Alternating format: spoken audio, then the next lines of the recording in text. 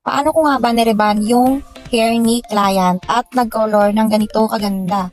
Simula root hanggang dulo ay ganito kaganda yung kinalabasan ng coloring at reban kay madam. Tara samahan niyo akong mag-hair reban color Brazilian home service guys. At ito naman yung before ni madam. Yan na po yung before ng ating client ngayon.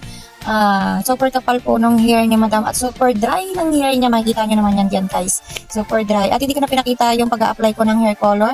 Yes po, hair color po yung inuna ko sa pagre-reband. At yan, hindi ko na pinakita yung pagpa-process. At hindi ko na rin po pinakita yung pagbabandaw.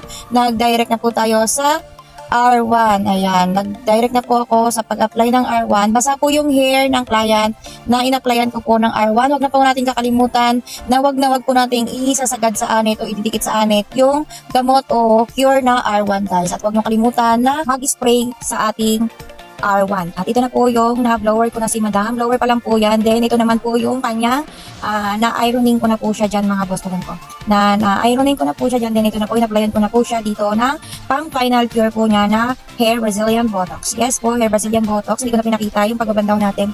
Then ito na po yung kanyang final look. At yan, naghintay na lang po tayo ng ating pag-send ng video ng final wash ni madam. At lagi ko naman kausap si madam. Nag-send sa akin si madam ng picture pero picture niya na siya ay nag-wash na pero ang kailangan ko kasi mga madam ay video. Kaya medyo madidelay yung ating pag-video kasi ang sabi ko kay madam kapag dumaan na lang siya dito sa salon ko tsaka ako na lang siya bibidyohan. Charis. At syempre thank you so much po sa tiwala ma'am at thank you for watching guys.